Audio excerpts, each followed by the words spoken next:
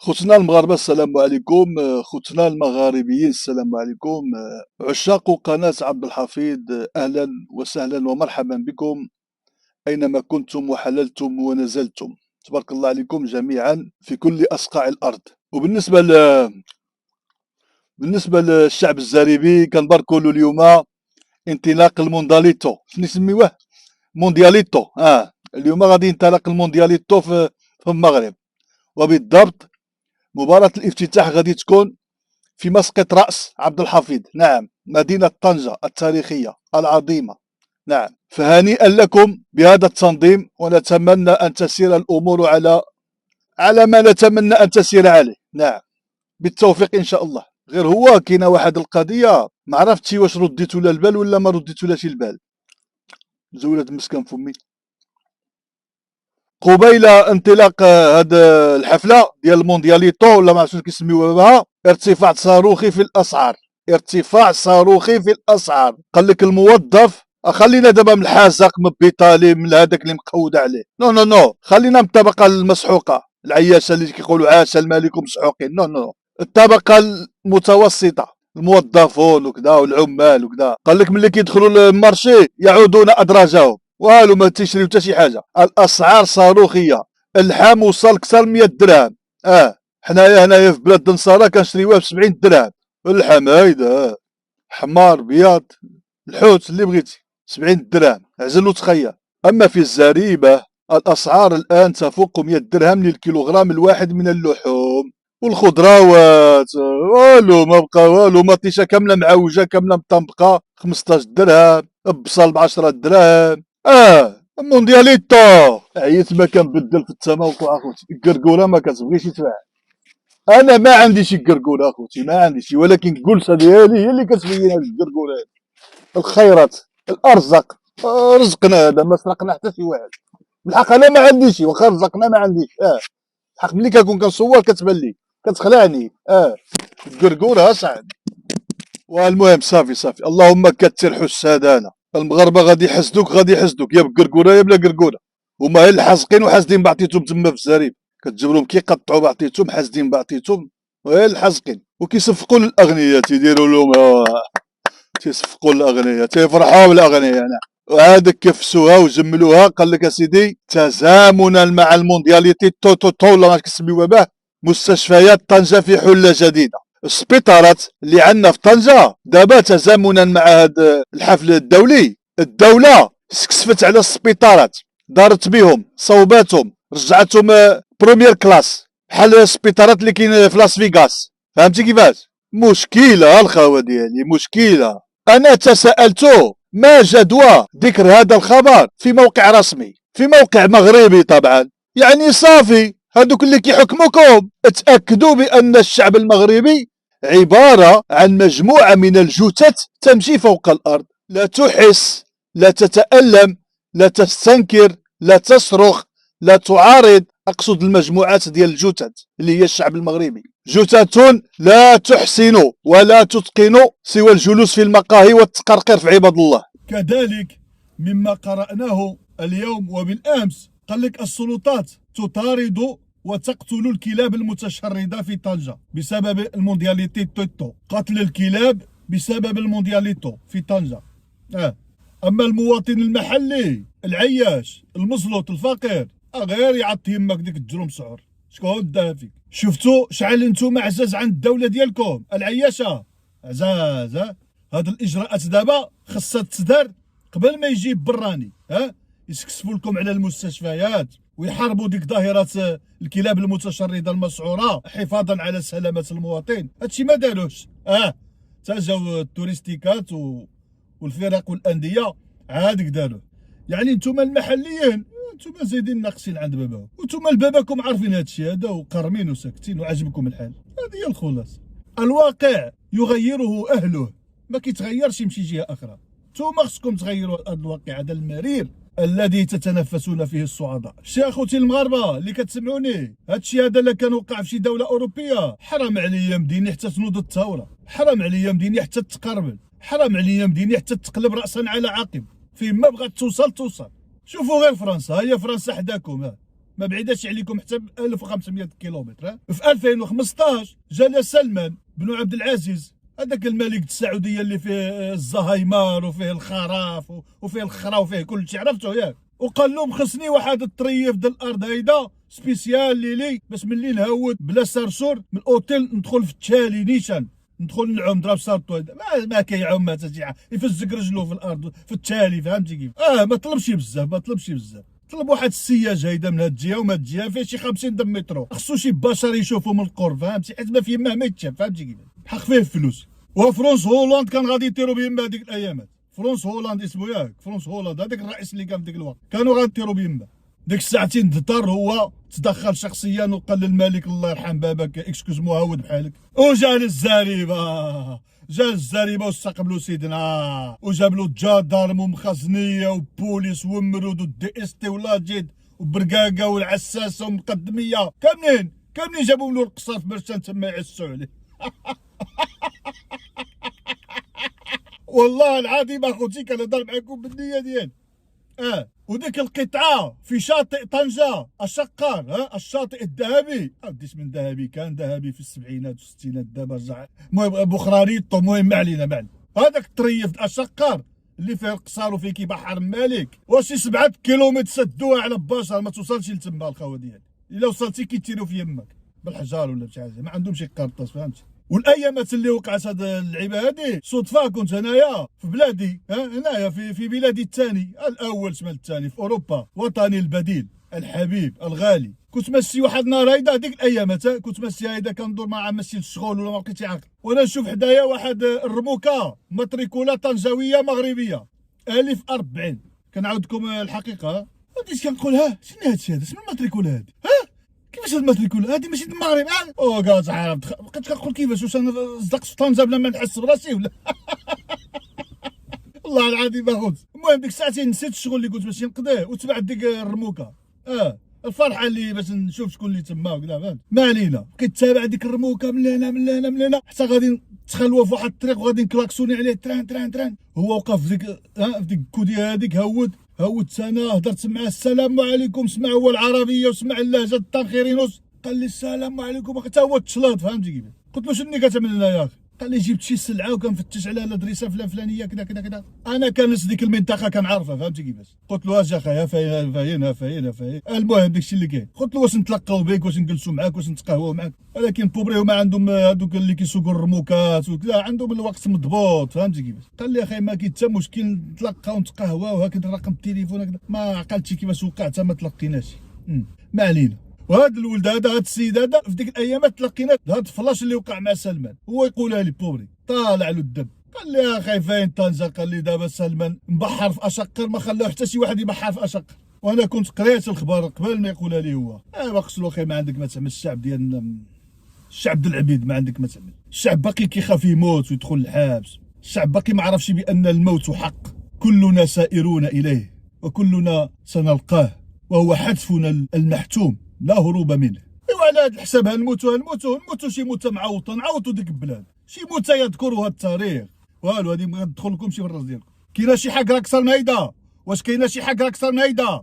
يجيب براني ويشبر الشقار كامله، هو والقبيله ديالو يعوموا يبحروا تما، والشعب المغربي ممنوع يدخل يبحر تما، وفي المساء يجيبوا له النساء المغربيات على طبق من ذهب يحرطوهم تما حريت. اقسم بالله كنعاودكم الحقيقه اخوتي. والدارك ما يسمى الدارك الملكي وما يسمى السيمي والمخزن والعسكر هما كيحميوهم، كيحميو السواعده، وكيجيبوا ديك البنات مساكن في الرموكات وفي الكاميونات الطرامبيات والطوموبيلات، كيجيبوهم حتى لعند السواعده. وانت مغربي شوف هذا الشيء وقبله وقول لي لا اخي كنخاف عندك يقتلوني، كنخاف عندك يغبروني، في يمك.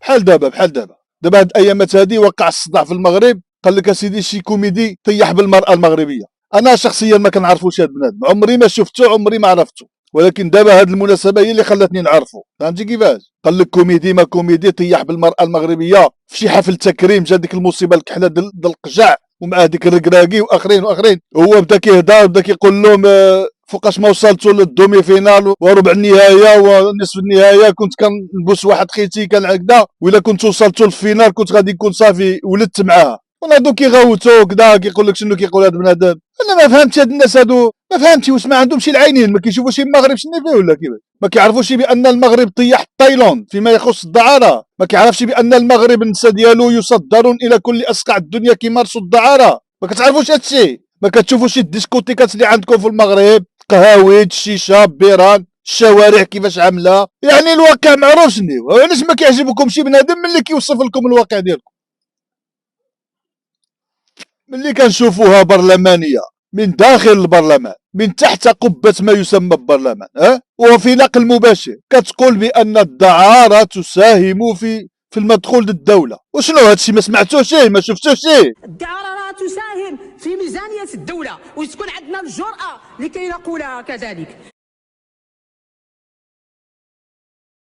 يعني مسألة واضحة، واش نتوما كتخبعوا الغربال باش الشمس بالغربال ولا كيفاش؟ ما كنفهمش كيفاش بنادم كينيرفيه بحال هاد الحديث بحال هذا ملي كيهضروا له على الواقع المغربي بان فيه الدعاره منتشره وبان المراه المغربيه عندها واحد السمعه سيئه، كيجيه النفس بحال اللي هو بوحدو اللي يماه مغربيه، اولا بحال اللي هو بوحدو اللي اختو مغربيه، اولا بحال اللي هو بوحدو اللي مرتو مغربيه، اولا بنتو مغربيه، اولا عمتو اولا خالتو. لا سي لا، خص الواحد يتقبل الواقع، يتقبل الواقع. اقصد يعني ملي ينتقد له شي واحد الواقع الحقيقي يتقبل ويشوف كيفاش يعالجو، ماشي يبقى يخبع خبع خبع. انتوما كتشوفوا بيدوفيلات كيتشبروا كيطلقوه، بيدوفيل دانيال طلقوه، بيدوفيل كويتي طلقوه، بيدوفيل فرنساوي طلقوه. وفاني هذا المحاكم الزجريه وكذا وسلطه القانون والدوله ما معاش اللعب. الدوله ما معاش اللعب. ملي كيشدوا شي فقير شي مزلوط شي مغربي مطحون تيتسبعوا عليه وتيطبقوا عليه المساطير القانونيه وكذا، كيخرجوا العينين وتيتجبهوا. المخزن مسموم والشماته وجبان عليها كيقوم بهذه الاعمال هذه. اما ملي كيكون مع هذوك اللي عندهم شي ثقل، والو كيقول لهم خروجوا الله يعاوننا ويعاونكم. هذه وقائع السي ما عندك ما تنكر فيها، هذه وقائع ما عندك ما تنكر فيها. ودابا ماشي غير المغربيات، دابا حتى المغاربه حتى الجنس الذكوري عامل الروينه شوف غير التيك توك شنو واقع فيه. الرجال والذكوره كاملين بالقفاطن والزقادن كيشطحوا كيكوزوا. تقول انت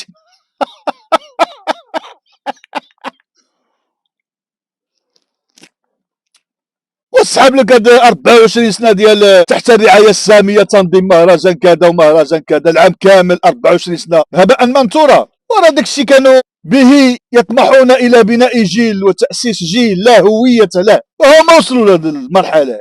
بنادم عايش في وسط الفساد وما حسش براسو، باقي كيدافع عليك كيقول لك لا حنا بلادنا مضخمه. باش مضخمه؟ باش مضخمه اخي؟ ما مضخمه والو. خيركم من اهدى الي عيوبي. اللي غادي يقول لي الديفوس اللي فيك هذاك هو اللي كنعطيه انا برافو. حق انتم واحد الشعب منافق وكيعجبكم النفاق وصافي كتنافقوا في النفاق. سيدنا كيكحكح قلبوا عليه العالم. كلشي كيرد، اللي في المغرب كيرد، اللي في اسبانيا كيرد، اللي في الطليان كيرد، اللي في فرنسا كيرد، اللي في كندا، في امريكا، في السعوديه، كاملين فيديوهات. اش يقول هذا؟ شنو كيقول هذا؟ امشي ليماك، امشي تكمش. بلادك بلاد الدعاره والفساد المطلق. تيشكل هاد الدايرات فوقاش ما تذكر لهم المساوئ ديالو تقوم قائمته. كيبقاو يغوتوا اخاي، خرجوا العينين. انت كتقول انت كيفاش؟ واش انا ما شفتي مزيان ولا؟ كيقول لك بلاد الاصاله والمعاصر. امشي ليماك، امشي تكمش من الاصاله المعاصره من الرع. بحال هاد بيدوفيل دانيال وهذاك الكويتي والفرنساوي كتعرف الا شبروهم هنايا كيدخل الحبس ما كيخرجش من الحبس، وفي الحبس كيقتلوه الحباسه.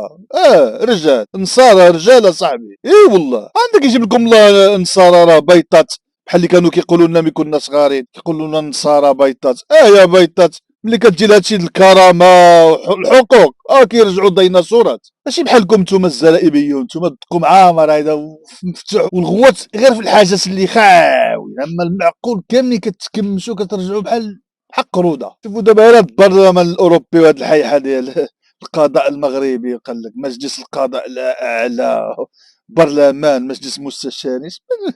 كيردوا على البرلمان الاوروبي، كيردوا على البرلمان الاوروبي باش زعما البرلمان الاوروبي يثبت. هو ورا يماهم تثبت كيفاش عامل. جات اجراءات اخرى دابا، اجراءات اخرى. بخبركم نهار 9 فبراير شحال باقي سيمانه دابا وقيله. اليوم واحد، هاد الفيديو اليوم 1 فبراير، بالحق نتوما تشوفوا وقيله 3 ولا 4 كما العاده، حيت انا ما عنديش الوقت اخوتي باش نبقى نعدل وكذا فهمت. وقيلا غادي نقلبها له اللايفات والسلام. اللايف ساهل، ما تقطع ما تعدل ما تا شي حاجه، افتح وبقى تهدر والسلام. شني فيه ديك الديفو اللي ما كيعجبنيش هو واش كاين الصوت، كاين الصوت نص ساعه كتمشي في كاين الصوت كاين الصوت كاين الصوت والنص ساعه الثانيه اهلا وسهلا تبارك الله عليك اهلا مشى الوقت. عليها كنفضل انا هاد القضيه ديال التسجيل، فهمتي؟ الواحد كيهضر بطلاقه وما كيبقاش يفكر واش كاين الصوت ولا ما كاينش الصوت، وما كيبقاش يسلم على بنادم سلام سلام. المهم ولكن دابا كتبان لي واقيلا يمكن غادي نقلبها له اللايفات، فهمتي كيفاش؟ ما علينا. قلت لكم نهار 9 فبراير اللجنه المكلفه بقضيه التجسس ديال بيكاسو في البرلمان الاوروبي غادي يذكروا على دور المغرب في التجسس. يا سي غادي يربيو المخزن مزيان، الاوروبيين غادي يربيو المخزن مزيان. نعم انتما كتشوفوا اخوتي، بعد صراخ الشقر والاخرون ما يسمى البرلمانيون والفعلاء السياسيون في الزاربه وما يسمى بالمجلس الاعلى للظلم في بلاد الفوضى ولا حقوق، جاء الرد الاولي للبرلمان الاوروبي بالغاء كل المهمات التي كان مخطط القيام بها في 2023. كل المهمات اللي كانوا عاملين لا بلان كامله تلغات.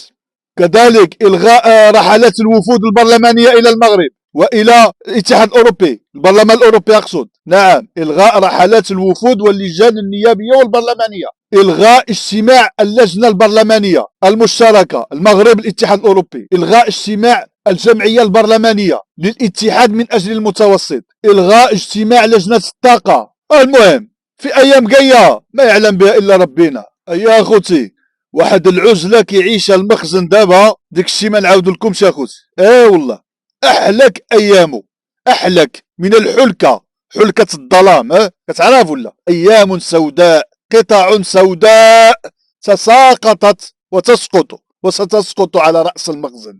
والله عزله شبه دوليه كيعاني منها. عندك تشوفوا ديك الشيء ديال اخبارنا واسبريس ودوزيم وكذا، استقبل هاتف ابرق جاء تخربق. المخزن تموقع وتمركز في محيطه بشكل انعزالي. كتعرف في الجنوب المدفع ديال بوليزاريو يحرق جيش العياشه، وزيد عليها موريتانيا ما عندهاش مع مخزن. الجاره الشرقيه انتم عارفين القضيه، اوروبا باستثناء اسبانيا. اسبانيا عندهم مصالح كبيره، واسبانيا حتى ديك العمل الداعشي اللي وقع في الخزيرات ما عطاولوش شي قيمه كبيره في الاعلام ديالهم. علاش؟ لان كيخدموا المصالح ديالهم. دابا عاملين المخزن واحد اللعيبه بشي شكل، فهمتي كيفاش؟ المخزن دابا اللي قالتها لي اسبانيا غادي يديرها. اخباركم اسبانيا هي اللي بقاتلو صافي، وحتى اسبانيا كتبروفيتي في هذا الموقع ديالها، فهمتي؟ كتبروفيتي في هذا التموقع ديالها دابا في العلاقات الدوليه مع المخزن، حيت اسبانيا ماشي حماره. اسبانيا كتشوف المخزن مقود السوايع مع فرنسا البلد المستعمر الام، مقود السوايع مع المانيا، مقود السوايع مع كذا مع كذا. اسبانيا الا رديتو البال حتى ديك الدعشوشي المغربي ديك ياسين القجاع او قنجاع في الخزيرات كاع ما هضروا عليه بزاف، ما عطاولوش شي قيمه بزاف، فهمتي؟ علاش؟ لانهم دابا كيخدموا البلان ديالهم مع المخزن، فهمتي كيفاش؟ وهذا خينا اسمه قنجاع كنعرفو انا اسم رياضي في مدينه طنجه في السبعينات والثمانينات، كان من المسؤولين في نادي اتحاد طنجه. قنجاع عندك يكون من عائله قنجاع اللي كنعرف، ما كنظنش. وواحد دعشوشي اخر كيقرا ايات الكرسي وكيهرس في الزجاج الطوموبيلات، شفتوه؟ شبه جوج الهراوات في يدو كيهرس في الزجاج عباد الله، طاربليسه ولا ما كيسميوها بها، وكيقرا ايات الكرسي. الله لا اله الا تشرع هو الحي القيوم تشرع. بابا هادو ولاد الحرام شنو باغيين يوصلوا هاد الناس؟ هادو ما السبب ديال الاسلامفوبيا، وهادو ما السبب علاش الناس كتكره المهاجرين، وما هادو ولاد الحرام هادو. ما عرفت شكون اللي كيسردهم. وقال لك سبته مشات، وسبته عندك كتمشي اخوتي، سبته مشات شحال هادي، سبته شحال هادي مشات عندك كتمشي دابا سبته مشات شحال هادي، سبته الفرصه ديال التحرير ديالها كانت في الوقت ديال الخضر غيلان رحمه الله. جوجلو القائد الخضر غيلان التنخيرينو ديالنا. هذاك كان اعتصال خالم مقلزه وبورتقيز والزبنيول. حرر القصر الكبير وحرر العرايش وازيله طنجه دا فيها كذا وكذا. بابا كان عامل بوادع. اللي كيعرف مالاباطا في طنجه حدا منى قديم فين كاين بوخرارو وكذا، تما كاين معالم اثريه ديك الشيء قديم بحال الوليلي. حنا كنا كنجوزو من تما ما كنعرفوش ديك الشيء، هو قديم. هذيك القلعه ديالو الخضر غيلان تما كان كينيش على الزبنيول كتعرف فيما كيقول شي باركود الزبنيول ولا الانجليز ولا البرتغال تا اعتلموا بالمقالة الدري الحومه احصى على الخضر غيلان. وفي ذاك الوقت كانت الفرصه باش يحروا سمتها، ولكن الخيانه ديال العلويين واحد القبيله اخرى الزاويه الدليانيه ولا شي تخربيقه تحاموا عليه مع الانجليز وقضاو عليه في معركه القصر الكبير سنه 1674. استشهد في 1674. نعم وجازت جوج د القرون ونص هما يستعملوا نفس المنهجيه مع عبد الكريم الخطابي. نعم تحاموا عليه العلويين مع الفرنسيس والسبانيول باش قضاو عليه. فهمتوا كيفاش؟ الخضر غيلان مولاكم اسماعيل والزاويه الديلانيه ولا الدليانيه ولا شي دلوان ولا شي خريقه بحال هيدا مع الانجليز والزبنيول والبرتغال طلعوا عنده عطاوه صارخه الدق في معركه القصر الكبير، قضاو على الثوره ديالو. جازت 250 سنه العلويين بقياده مولاكم يوسف عاوتاني عملوا نفس الخطه، طلعوا عند عبد الكريم الخطابي داولوا العياشه مع الزبنيول مع الفرنسيس الالمان كضرب من فوق بكيماوي وقضاو على الثوره ديال الريف. يعني هادو اللي حاكمينكم الخيانه مكتوبه في جباههم، هادو اللي حاكمين ماشي علويين، عاطين الرسوم ديك السميه غير باش يدعمسوا الشعب، حيت كيعرفوا منزله اهل البيت عليهم السلام في عقول وقلوب المسلمين. فهمتوا لا تقريبا بحال القضيه اللي كاينه في الاردن، هادو مسمين راسهم هاشميين ما هاشميين، هما ما عندهم حتى دخله في الهاشميين. ما علينا كاع الحكام العرب والمسلمين كيستعملوا هذه القضيه ديال كيبغيو الادعاء بانهم كينتميوا لاهل البيت عليهم السلام او للسلاله النبويه باش كيخدموا البروتوكول ديالهم باش كيدامسوا البقر والغنم والحمير الوحشيه.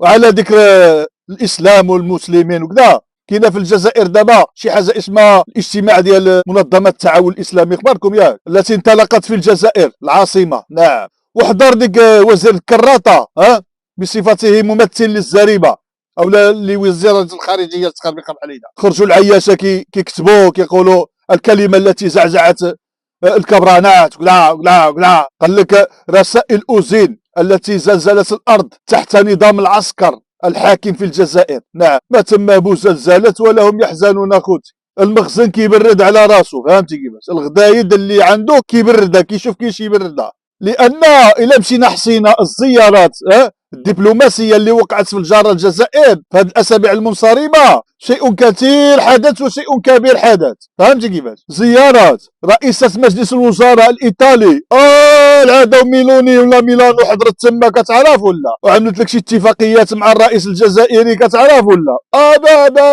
خلت المخزن مكوفر. زيارة مساعدة وزير الخارجية الأمريكية هذيك قضات على المخزن صافي سالات معاه، قالت لهم نحن مع حق تقرير المصير للشعب الصحراوي، ما كاينش الحكم الذاتي. نو قالت لهم خاصهم الصحراوه هما ينتخبوا على راسهم الاستفتاء واش ينضموا للزريبه ولا يعملوا الدوله تاعهم.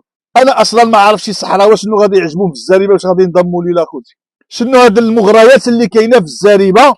غنقولوا المغرب اسيدي في المغرب اوكي، شنو من مغريات كاينه للشعب الصحراوي باش يبغي ينضم للمغرب. شنو اللي غادي يعجبه؟ هاد الديكتاتوريه اللي وقع في المغرب، نهب الخيرات والثروات وتجويع الشعب المغربي، ادخال كل من تكلم ونطق الى السجن وتلفيق تهمه الدعاره والاغتصاب وشراء البشر والتخاريق ديالكم. والمهم وزيد عليها زيارات شنق رحال فرنسا، هذيك قداتها اخوتي، قدات على المخزن مره ديك الزياره، قدات على المخزن، ما بقاش يعرف راسه من رجله تفافت نيشان. وفي خضم هذه الانتصارات الكبرى التي تحققها دبلوماسية الجارة الشقيقة، دبلوماسية العقل والرزانة، نجد إخفاقات المخزن اللامتناهية، إخفاقات دبلوماسية المخزن، دبلوماسية المراهقة، دبلوماسية شراء الدمام والرشوة والتجسس. وإلى جانب هذه الصورة السوداء تطلعنا أخبارنا اليوم موقع المخزن والمخابرات،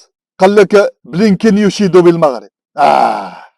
بلينكن يشيد بالمغرب، وشفناها في اخبار الظاهره وشفناها في المواقع. دابا حنايا بلينكن يشيد بالمغرب صافي كيعتبروها هما انتصار دبلوماسي. فهمتي؟ الجزائر تحقق انتصارات دبلوماسيه على الارض والمخزن يحقق انتصارات دبلوماسيه على المواقع. دابا بلينكن يشيد بالمغرب، فين غادي تفيدنا حنايا اخوتي؟ بلينكن واحد الصهيوني واحد الماسوني يشيد بالمغرب وكيقولوها لنا حنا خصنا نفرحوا حيت بلينكن يشيد بالمغرب. على عقلية عند الناس هاد الناس اللي يسهرون على الإعلام وعلى تأطير القطيع والغنم. خصني نفرح أنا مغربي، حيت وزير الخارجية الأمريكي أشاد بالمغرب. إذا كان هادشي بصح نقولوا خصني نفرح. المغرب واحد، الميريكان تشيد به. باش تشيد بك الميريكان غادي تجي تعمل مصانع وقواعد عسكرية، مصانع الإنتاج العسكري وقواعد عسكرية غادي تجي تعمل لبابك في المغرب. القواعد العسكرية الأمريكية إلى جانب القواعد العسكرية الإسرائيلية، باش غادي ترد على الناس اللي غادي يتحاربوا معاها. فعيوت غادي ترد عليهم من أمريكا باش هما يضربوا أمريكا، الأراضي الأمريكية غادي تبقى ترد عليهم من المغرب باش هما يضربوا المغرب. هما تيقولوا لنا يشيدوا بنا بلينكن، حيت الشعب مكيف اخوتي. الشعب المغربي يعيش في عالم الأحلام المتبوقية، يتبوق كثيرا. كل شي شابط السبسي في يدو، كل شي شابط جوينتا في يدو. الشعب مشى ما خصوش يعرف شنو كاين. في الوقت اللي كنشوفوا الشعب الامريكي كيتبرى من الحكومه ديالو، المغاربه تيقولوا لنا راه امريكا تشيد بالمغرب. الميريكان كيكتبوا كيقولوا الامريكيون يدركون اخيرا ان حكومتهم تقودهم الى حرب نوويه. وحنايا باغيين نصدقوا بان امريكا هي الملك المنقذ. وروسيا ودي امريكا روسيا المغرب، الاجواء هي هذه الاجواء دابا هيدا عامله. امريكا روسيا الحرب النوويه، الحرب العالميه الثالثه. ملي كيهضر لكم شي حاجه اخرى كيتلفكم والسلام. قال لك ها الخراز هانيبا كذا غير كيتلفوا فيكم والسلام ايها القطيع. حرب كونيه على الابواب قريبا. بابا شنو مزي في الطريق قريبا. وروسيا ملي جبدنا روسيا دابا غادي تبقى تصدر بترول ديالها مسبته. تصوروا هاد روسيا الاتحاديه غادي تبقى تجيب بترول ديالها من بحر البلطيق ولا البلقان ولا نسميه حتى المياه المغربيه، وتصدر البترول ديالها من تما. نعم، حتى المياه ديالنا في مدينه سبته. ولن اقول سبته المحتله، ولن استعمل عباره المحتله، لان المخزن باع الزبنيون عن طيب خاطر. والمغرب ما غادي يصور والو من داك الشيء هذا. ربما روسيا غادي تدبر على الاسبانيول بحق المغرب ما غادي يصبر والو. حيت القفازه د المخزن شنو الهدف ديالو؟ ماشي كامل. وبلاتي قبل ما نقول لكم الهدف ديالو، انتظروا قريبا غادي تبقاو تسمعوا مدن مغربيه في المزاد العلني. قريبا غادي تبقاو تسمعوا طنجه باع المخزن، تطوان باع المخزن، ناظور باع المخزن، مراكش باع المخزن. البلاد حيت المخزن خصو يدبر على راسو، ما كيهمو لا وطن ولا شعب ولا هم يحزنوا. والشعب ما بغاش يفهم هذه الحقيقه هذه، ما عرفتش علاش. وقبل ما نختم كنت غادي ننسى باش نعلق على واحد العباره قال الاستاذ حميد المهداوي في ديك الفيديو اللي عملوه في السياره. قال لك اسيدي هو ضد ديك الاصوات اللي كتقارن المغرب بفرنسا. اوكي، قال لك بزاف ديال الاصوات سمعناهم بداو كيخرجوا كيقولوا المغرب اصبح ندا لفرنسا، لذلك فرنسا تدير عليه هذه المؤامره، وفرنسا كتوسوس للبرلمان الاوروبي باش يصدر القرارات ضد المخزن. اوكي، فرنسا كتوسوس للبرلمان الاوروبي حسب الروايه المخزنيه باش يصدر قرارات ضد المخزن. فهمتي كيفاش؟ لذلك حميد المهداوي قال انا ضد ديك الاصوات اللي كتقارن المغرب بفرنسا وكتقول المغرب اصبح ندا لفرنسا. اش من فرنسا؟ هما كيقولوا المغرب اصبح ندا لاوروبا ولا ندا، ماشي فرنسا فقط. والسي حميد المهداوي هذاك القرد المتوفى الذي كان قيد حياته يسمى بالوافي، اللي كان سفير الزريبه وبرلماني ووزير، عرفته؟ وهذاك كيهضر مع بيبل وقال لهم هذه المستشفيات اللي عندنا في المغرب والله اوباما ما يكسب امه. هذا وزير هذا تيقول هذا الكلام هذا. قال لك هذه المستشفيات اللي عندنا احنا في المغرب والله يا اوباما امه مكتبهم، والمدارس اللي عندنا في المغرب والله ما يكتبوهم في امريكا، لان الشعب عندنا حماق. اي حاجه كيقولوها له هذوك اللي كيتسموا المسؤولين كيصدقوا. وكالعاده ما بقاش الوقت، كنت باغي نهضر في القضيه ديال بومبا تصار ام القنابل ولا ملك القنابل، القنبله النوويه الروسيه التي سيفرقعونها قريبا في منطقه في العالم ما نذكروش. بالحق الوقت لم يعد يسمح، وبقى القضيه ديك السيمو ديال القصار الكبير، هذاك البرلماني ديال الهاشتاغ ديال الجزائر، الهاشتاغ ديال بني عرس، شو كيعطي بيصار وكيعطي الزيتون الحكيمي كذا. كل البيصار كل الزيتون، البيصار حكيمي البيصار.